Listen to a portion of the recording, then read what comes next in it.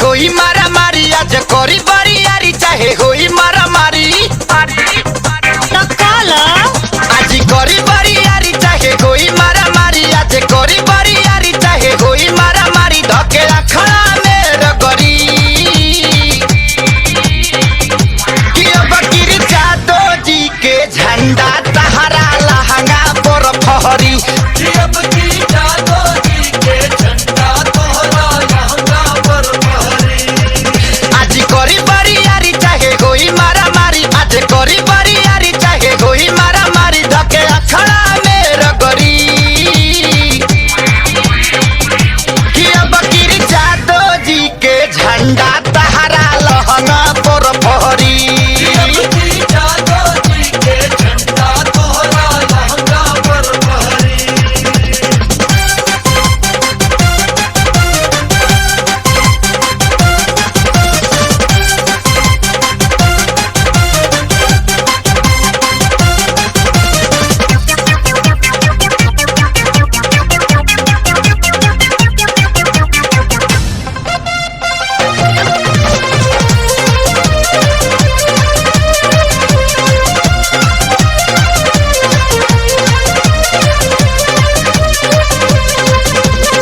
मिलल बा परमिशन ना पाए सस्पिशन रोकल ना रोकाई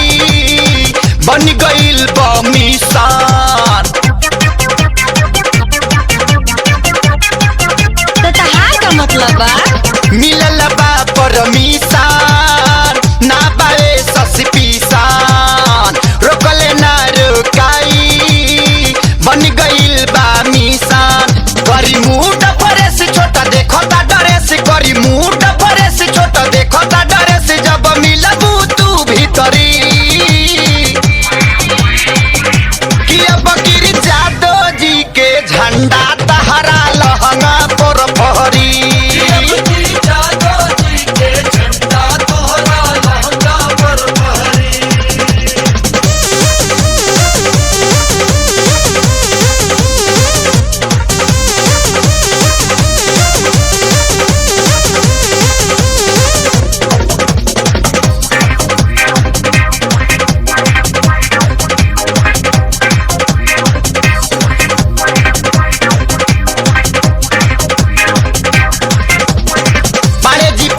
चक्कर में सारा नासू कोइले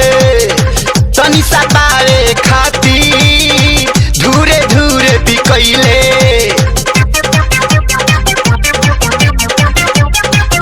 हनु पारे जी पड़ले चक्कर में सारा नासू कोइले तनी सा पाए खाती धूरे धूरे बिकैले काहे करत गड़ जाई किला काहे कर तारू लीला अब की गड़ जाई किला सुन सुना ए सोहरी कि अब गिर जादो जी के झंडा तहरा लहंगा पर फहरी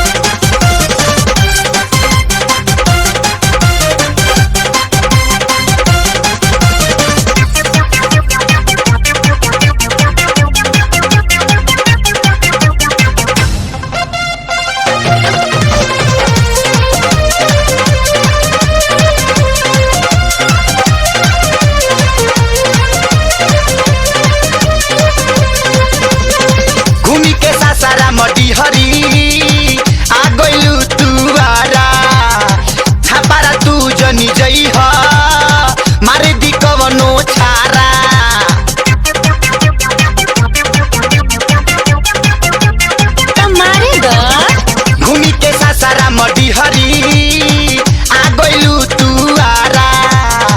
छापारा तू जनी जई ह मारी दी कवनो छारा कहे किसी ना मगस काहे रह दारू रेस कहे किसी ना मगस काहे रह दारू रेस लेके गूंज के सारी नहरी कि अब गिर जादो जी के झंडा तहरा लहंगा पर फहरी अच्छा। कि अब गिर जादो जी के झंडा तहरा लहंगा पर फहरी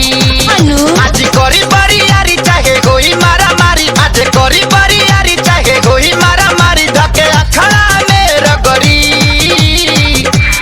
तब कॉल कि अब गिर जादो जी के झंडा